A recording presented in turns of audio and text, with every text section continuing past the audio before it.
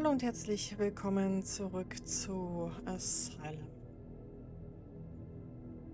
Gut, wir schauen uns weiter erstmal in dem Museum um.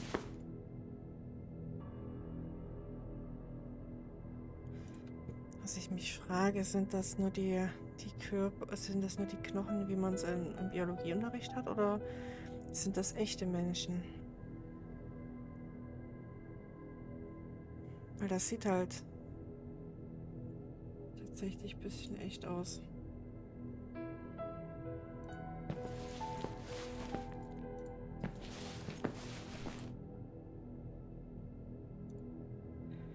Es war ein grauenhafter Anblick, ja. Eine wunderschöne Wirbelsäule und ein Becken.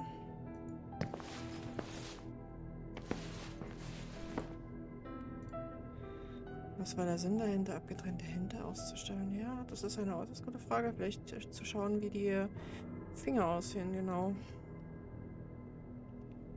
Ein Patient, der eine schmerzhafte Behandlung durchlief.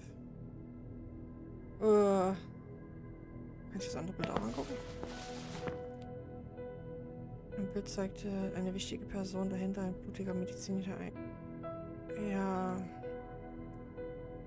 Gut. Keine weiteren Fragen.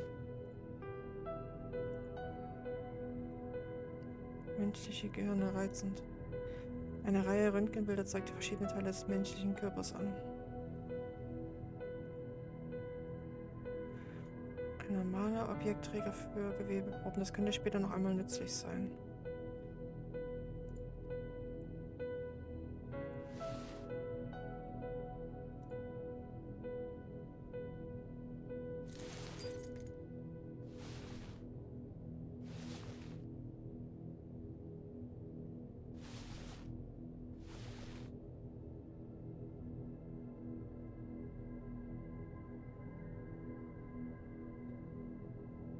Warte mal.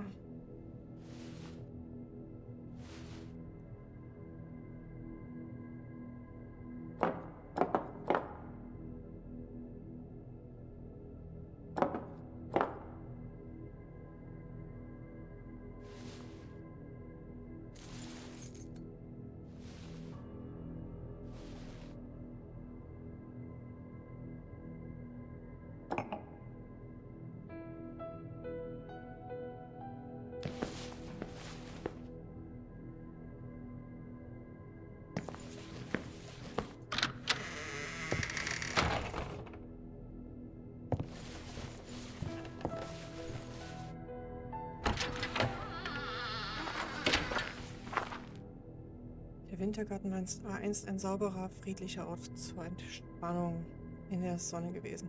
Ein ziemliches Gegenteil zu seinem jetzigen traurigen Zustand. Ich empfand ein tiefes Gefühl des Mitleids, wahrscheinlich.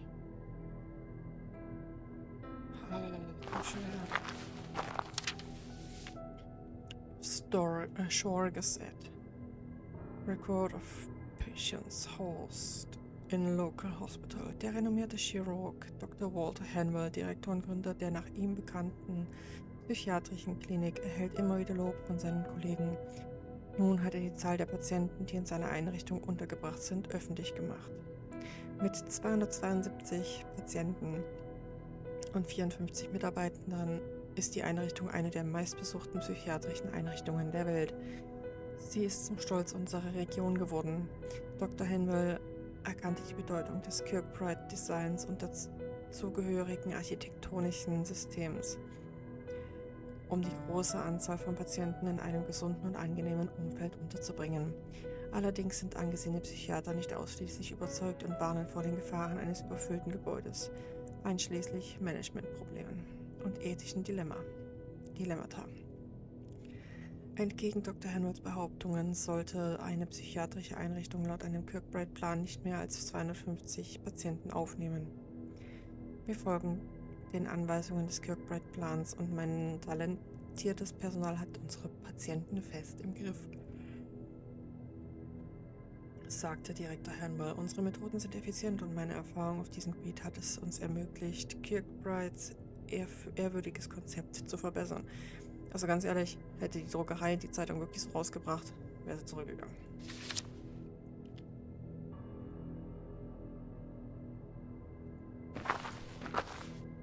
warte darauf, dass irgendwann jemand hinter mir steht.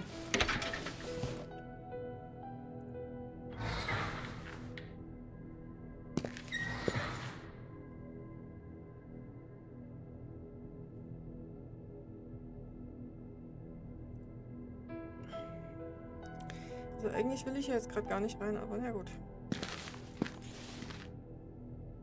Abstoßende Flüssigkeit.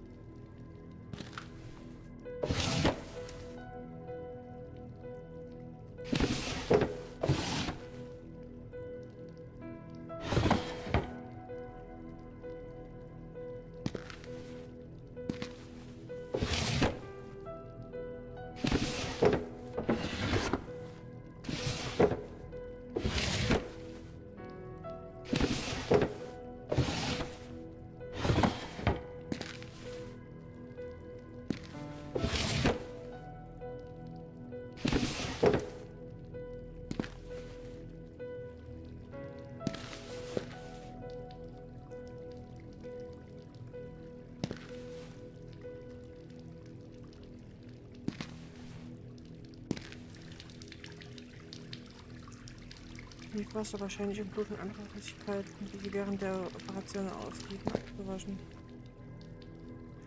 Es war schwierig zu erkennen, was auf der Waage lag. Ein Gehirn? Warum wurde jemand das hier? Ja, das ist eine gute Frage. Oh je. Das kann ich sehr schlecht lesen. Der John Ferris, Arthur Machen, Mary Schelling, John Carroll, David Lindsay, John Webster, William Godwin, Henry James, Charles Maturin, Will Hodgson, Paul Badak, Jeremy Gotthoff und Brian Shaker. Leichen in der Leichenhalle. Oh.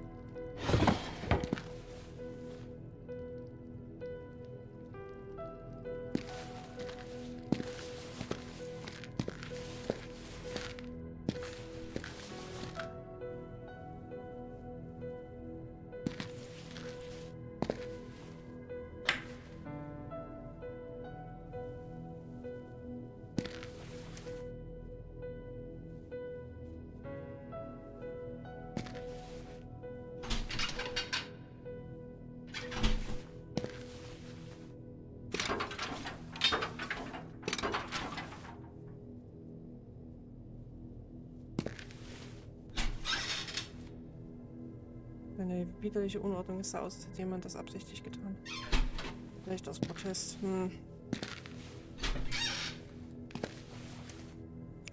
Alle Leichen in der Leichenschale konnte man mit einem Etikett identifizieren. Ja. Ja. Echt?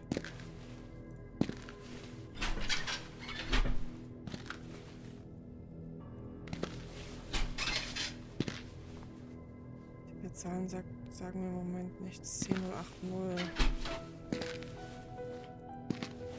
Da hatten wir schon ein. Genau.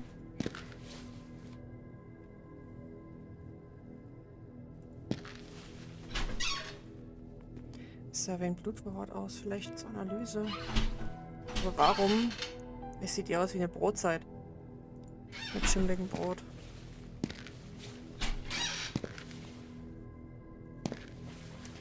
Eins, 03.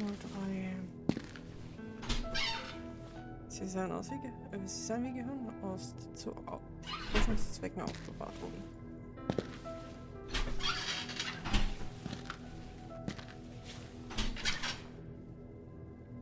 Leere Gläser, Gott sei Dank. Nur ein paar leere Röhrchen auf einem Tablet.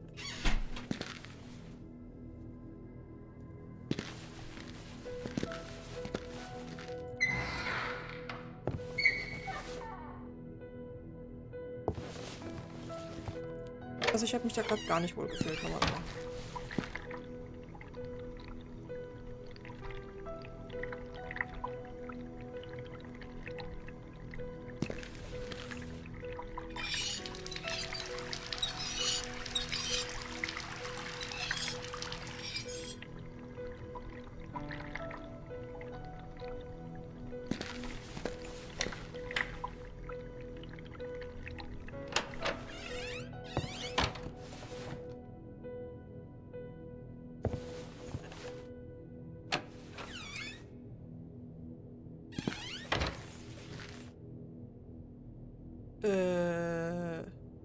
Wer ist das denn? Hallo?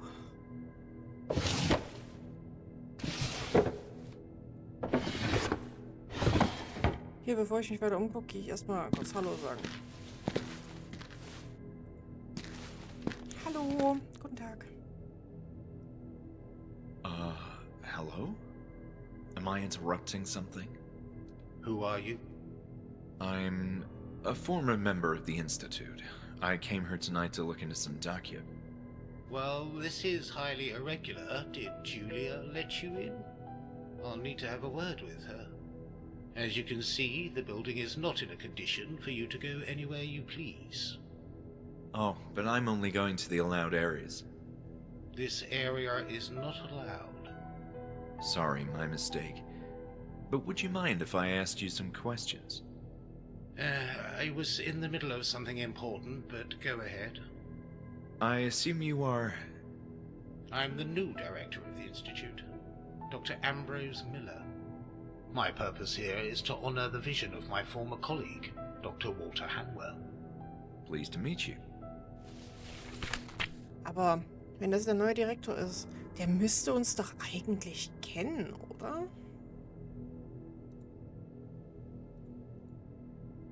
So, I assume you were acquainted with Walter Hanwell. Quite so. Walter was a friend. We maintained ample correspondence over the years. Many subjects, both from the field of medicine and life itself, were our common interest. Many times I toyed with the idea of coming here to work with him. Alas, fate had a different plan for us. What do you mean? Well, the circumstances you're obviously familiar with. I was finally prepping myself for a greatly belated visit when all of a sudden the Institute shut down. Walter had been a friend in writing for many years, yet regrettably I never got to know him in person. Does the name Crawford ring a bell? Not in the least. Have you seen a patient wandering around? The one who's cleaning the rooms? Yes. Leonard, I believe. That's who I mean, yes. Is it safe to speak with him? Certainly. Perfectly safe, otherwise we wouldn't allow him to roam freely. I'm not familiar with his case, though. We are simply continuing with the same treatment he had in the past. Do you know Bruno? Of course I know Bruno. He's our security guard. Is there anything of interest you could tell me about him? Not really. He's just a security guard. But he's working in your establishment and contributes to a greater goal. You can't possibly operate this place without security. Look, if you want to form a union with Bruno, be my guest. I need to keep working with this dangerous chemical. Why such intolerance? I have a highly dangerous chemical right here. Fine. So, you're the famous Dr. Miller. Famous? Not quite. At least not around these parts. I'm just a humble servant who wishes to continue with Walter's grandiose dreams. How so? As soon as I heard this establishment was ceasing operations, I made arrangements to be transferred here, hopefully continue Walter's work. My connection in the field of medicine across the years proved valuable, as here I find myself as the new director in charge of this reopening. About Dr. Ebesbaker. The therapist? Yes, I'm curious about her role at the Institute. She was well positioned in the ranks at Hanwell, respected career and all, but if you ask me, she was a failure. Julia seems to be a nice member of the new Hanwell family. Our new receptionist. I don't have much to say. I just met her earlier this morning. She's doing a fine job. Must be difficult putting a nice face to all this filth. Filth? I'm sorry, I mean, let's talk about something else. I understand there's an ongoing process of reopening. You seem to be acquainted with our circumstances. What's the plan? How long will this last? Difficult to estimate. In addition to cleaning, which will demand a lot of time in itself, there are structural changes planned. It's a considerable investment too. So as you can imagine, we'd like to accomplish this as soon as possible. What condition would you say can lead to chronic hallucinations? In my experience, extreme stress. For example, panic attacks. Abuse of illegal drugs and other substances too. But most likely it would be something related to the brain, a physical problem, such as an imbalance of neurotransmitters. Schizophrenia can cause hallucinations as well. Thank you for the thorough explanation. Are you familiar with the term Group E? Yes, that's a therapy thing. Patients were organized into small groups and encouraged to discuss their fears and problems in confidence. In a more controlled environment, they were treated by, what was her name? Dr. Ebesbaker? Do you know anything about the construction below? I'm aware of renovation plans that didn't come to fruition. The structure of the building was typical Kirkbride, since its inception, a style which became dated over time. Mind you, this was true of all mental hospitals of this area. All Kirkbride establishments were forced to change, or perish. Why this whole fascination with the Kirkbride architecture? You could say that Walter was a romantic, too attached to the old ways. He erected this building quite late in his lifetime, when the Kirkbride design was already beginning to exhibit its flaws, and he paid a price for it. What I don't understand is the purpose of digging in the basement. It makes perfect sense. That's typically how the migration of the so-called unit system worked. Underground tunnels. Why did Hanwell shut down all of a sudden? That's not a topic we are discussing here, as you can imagine. I'm interested in learning the truth. Truth these days is a social construct. Oh, come on. A fact is still a fact, and there must be a reason why this place closed doors. Mismanagement. Hanwell got too careless. He trusted the wrong people. But That is all I'm saying on this topic. I'm wondering how a network of underground tunnels is so attached to the concept of a unit system. To begin with, the unit system is a term that didn't catch on. It was meant to convey the notion of units of buildings, concerned with a single aspect for the everyday operation of a mental institute. One building for administrative offices, another for surgical interventions, then male and female infirmaries separated, and so on. The hospital border in Buenos Aires is a good example of such a system of buildings.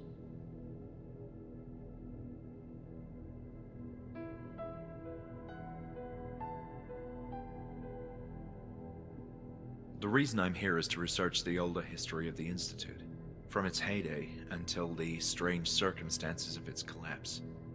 As you can imagine, that's not a topic we like to discuss here. We prefer to look forward, not back in the past.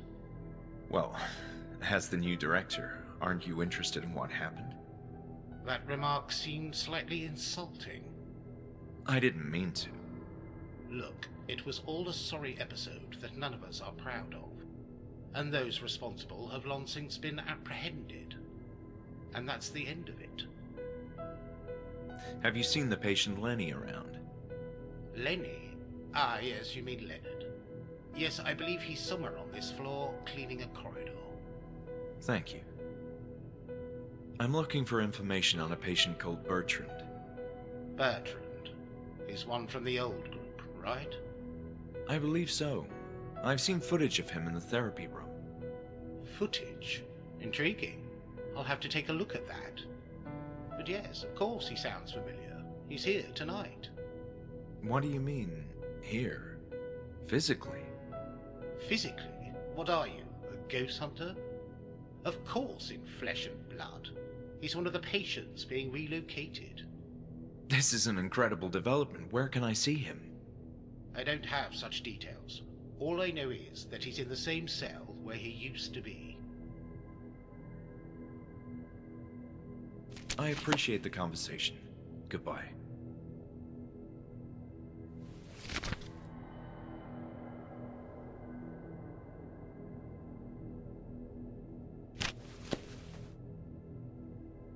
Okay, ihr Lieben, ich würde dann sagen, wie es weitergeht, erfahrt ihr dann in der nächsten Folge. Dann schauen wir uns auch mal das Labor in Ruhe an. Vielen, vielen Dank fürs Zuschauen und bis dahin, auf Wiedersehen.